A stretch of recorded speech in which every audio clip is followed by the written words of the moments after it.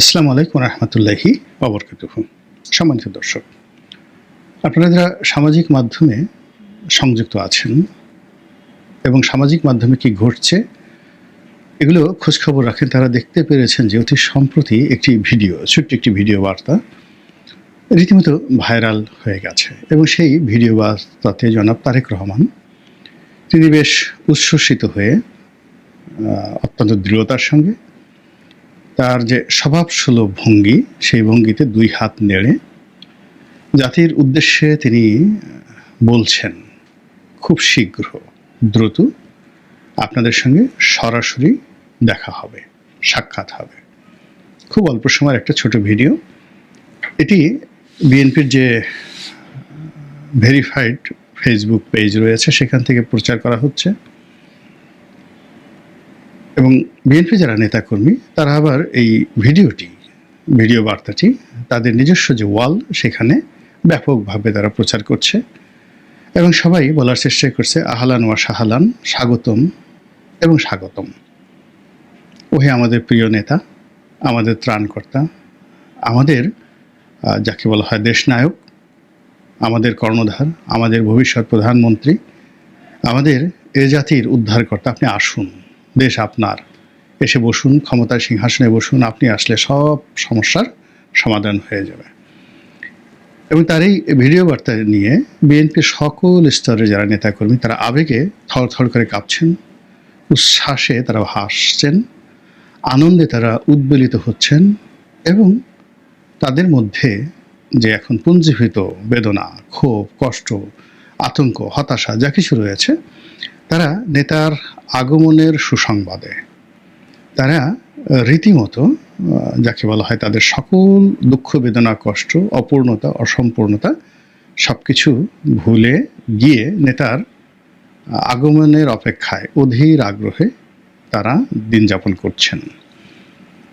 দল হিসেবে বিএনপি ভাবছে বা চেষ্টা করছে বা করবে তারেক রহমান সাহেবের যে আগমন, সে আগমনটিকে ঐতিহাসিক একটি মুহূর্ত হিসাবে তারা এটিকে যাকে বলে একটা মাইলস্টোন রূপে বাংলাদেশে প্রতিষ্ঠিত করতে চাচ্ছে। ইতিপূর্বে বাংলাদেশে দুটো গুরুত্বপূর্ণ প্রত্যাবর্তন হয়েছে।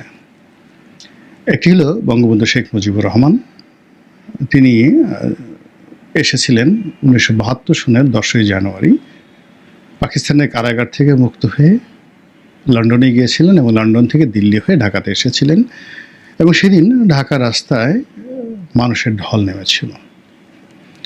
দ্বিতীয় যে একটা অভিষেক, আগমন এবং প্রত্যাবর্তন ঘটেছিল শেখ হাসিনার 1981 সালে, তিনি ভারত থেকে বাংলাদেশে প্রত্যাবর্তন করেছিলেন মে মাসে। পুরো এয়ারপোর্ট থেকে শুরু করে বাংলাদেশে এত বড় জমায়েত, এমনকি বঙ্গবন্ধুর 10ই জানুয়ারির তারিখে যেভাবে লোক এসেছিল তাদের চাইতেও বেশি লোক হয়েছিল সেই যখন শেখ হাসিনা বাংলাদেশে এসেছিলেন।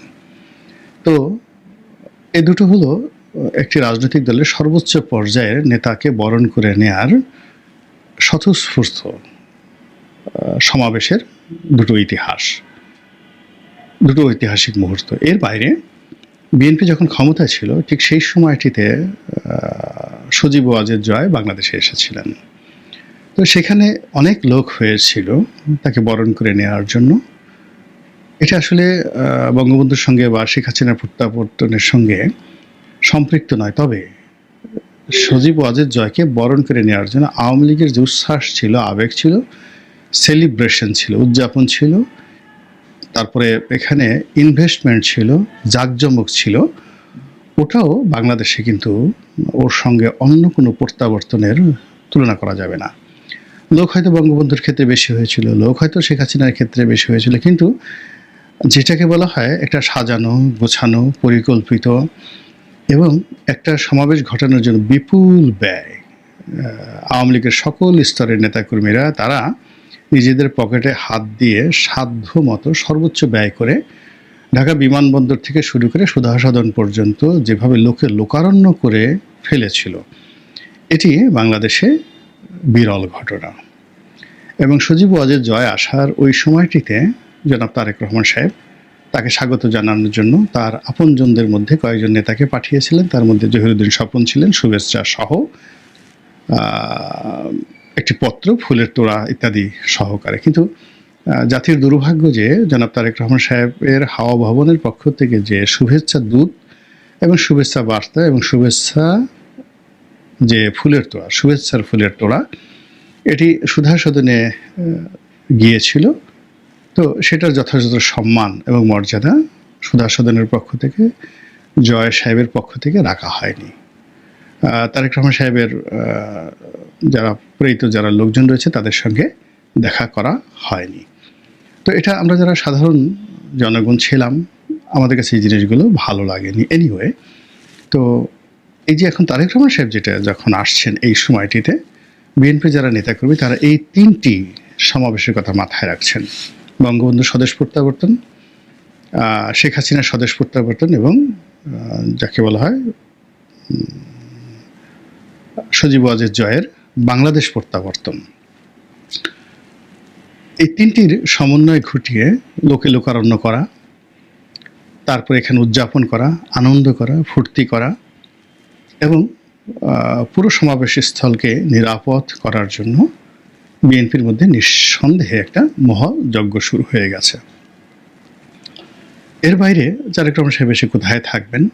কেউ বলছেন তিনি শ্বশুরবাড়িতে থাকবেন, কেউ বলার চেষ্টা করছেন তিনি একটা ভাড়া বাড়িতে উঠবেন। তার নিজস্ব বাড়ি নেই, তার মাও ভাড়া বাড়িতে থাকেন, বা মেজর যাকে বলে কামরুল সাহেবের যে বাড়িটি এখন যিনি ফিরোজাতে আছেন ওখানে তিনি থাকেন। এখন কামরুল সাহেব এটার ভাড়া নেন কি নেন না, কত ভাড়া ইত্যাদি ইত্যাদি, এগুলো আমরা কখনো প্রশ্ন করিনি, হয়তো করবও না। আবার তারেক রহমান সাহেব সম্পর্কেও সবাই বলার চেষ্টা করছেন যে তিনি কত মহান, তিনি জিয়াউর রহমান সাহেবের সুযোগ্য পুত্র।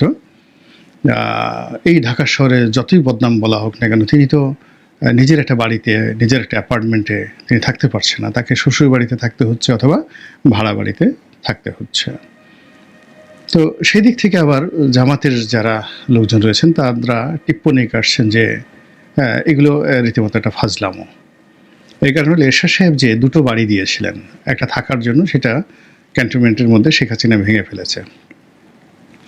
আরেকটি যেটা রয়েছে গুলশানে, আরেকটি বাড়ি যেটা ভাড়া দেওয়া হচ্ছে, সেটাও গুলশানে একটা বড় বাড়ি, যেটার ভাড়া থেকে তিনি তার সংসার চালাবেন বলে এরশাদ সাহেব তাকে সেটা দান করেছিলেন। তো সেই বাড়িটা তো এখনও আছে। তো সেই বাড়িতে তো তারেক রহমান সাহেব থাকতে পারেন। খোকন সাহেব মারা যাওয়ার পরে এখন তো সেই বাড়ির প্রধানতম উত্তরাধিকারী তিনি কেন ভাড়া বাড়িতে থাকবেন? তো এই জিনিসগুলো নিয়ে আলোচনা হচ্ছে। পক্ষের লোক যারা আছে তারা নানাভাবে তাকে বড় করার চেষ্টা করছে, আর বিপক্ষের যারা লোকজন আছে নানাভাবে তাকে ছোট করার চেষ্টা করছেন। তো এর মধ্যে প্রশ্ন হলো তিনি কবে আসবেন? তিনি কি আসলে আসবেন? তার আশাটা কি ঠিক হবে? তার নিরাপত্তার অবস্থা কি, দেশের অবস্থা কি, ইত্যাদি নানা বিষয় নিয়ে পক্ষে বিপক্ষে আলাপ আলোচনা হচ্ছে। আপনারা যদি আমার মতামত জিজ্ঞাসা করেন তাহলে আমার কাছে মনে হবে জনাব তারেক রহমানের জন্য সবচেয়ে মোক্ষম সময়টি ছিল 2024 সালের আগস্ট মাসের 5 তারিখ থেকে 8 তারিখ সময় পর্যন্ত। এই সময়টি তার জন্য জোয়ার ছিল, এই সময়টি তার জন্য মহেন্দ্র খান ছিল। এই সময়টিতে তিনি যা বলতেন তাই আইন হতো, যা সিদ্ধান্ত দিতেন ওটাই জাতীয় সিদ্ধান্ত হতো, তিনি যা বলতেন ওটা আইনে রূপান্তরিত হতো। কিন্তু আগস্ট মাসের 8 তারিখের পর থেকে পুরো পরিস্থিতি ধীরে ধীরে তার নিয়ন্ত্রণের বাইরে গিয়ে এখন তিনি এমন একটি স্পর্শকাতর অবস্থায় আছেন, না ঘরকা না ঘটকা। দলের মধ্যে তার অবিসংবাদিত ক্ষমতা রয়েছে, কিন্তু এই সময়ের মধ্যে তার সঙ্গে ক্যান্টনমেন্টের কেমন সম্পর্ক রয়েছে আমরা জানি না। Very sensitive. আপনারা জানেন যে ক্যান্টনমেন্টের সঙ্গে তার সম্পর্ক খারাপ ছিল, ভীষণ রকম খারাপ ছিল। তিনি সেই তার যারা কোমর ভেঙে দিয়েছেন, তার উপর যারা জুলুম করেছেন, অত্যাচার করেছেন, তাকে যারা ফ্যানের সঙ্গে টানিয়ে রেখেছেন, এই ভিডিওগুলো ভাসছে। তিনি অবশ্য বলেছেন যে তিনি এগুলো ক্ষমা করে দিয়েছেন। তো তিনি ক্ষমা করে দিয়েছেন, কিন্তু যাদেরকে ক্ষমা করেছেন তারা সেই ক্ষমা গ্রহণ করেছে কিনা, সেই ক্ষমাকে বিশ্বাস করেছে কিনা, এটা তাকে নিশ্চিত হতে হবে শতভাগ। এই কারণ হলো যে এই বিষয়টি নিয়ে তার যে প্রতিপক্ষ রাজনৈতিক দল তারা টিটকারি করছে, টিপ্পনী করছে এবং নানা রকম বাতাস দিচ্ছে ডালপালা নাড়াচ্ছে এবং চরমোনাই পীর সাহেবের যে বক্তব্য, সেই বক্তব্য এখনও কিন্তু নিদারুণভাবে রাজনৈতিক অঙ্গনে আলোচনা হচ্ছে। তো সেই বিষয়টি বিএনপি যারা কর্তা ব্যক্তি রয়েছেন, সামরিক যারা উপদেষ্টা রয়েছেন, তারা এখানে কি সমঝোতায় এসেছেন এটা আমি জানি না। ২ নম্বর হলো যে সেনাবাহিনীর মধ্যে সেনাপ্রধান, তার বাইরে জামাতপন্থী যে সকল প্রেশার গ্রুপ রয়েছেন তারা, শোনা যায় যে সেখানে হিজবুত তাহরিরও একটা প্রেশার গ্রুপ রয়েছে, তারা যারা বিএনপিকে কখনোই ক্ষমতা দেখতে চায় না, সর্বশক্তি দিয়ে বিএনপিকে প্রতিহত করতে চায়। মানে দুটো গ্রুপ, অর্থাৎ জামাতপন্থী প্রেশার গ্রুপ এবং হিজবুত তাহরির প্রেশার গ্রুপ। কিন্তু যিনি এখন সেনাপ্রধান রয়েছেন মিস্টার ওয়াকারুজ্জামান, তিনি এখন কি চিন্তা করছেন? তিনি কি জামাতের পক্ষে, হিজবুত তাহরির পক্ষে, ইউনূস সাহেবের পক্ষে, নাকি নিরপেক্ষ? এই বিষয়ে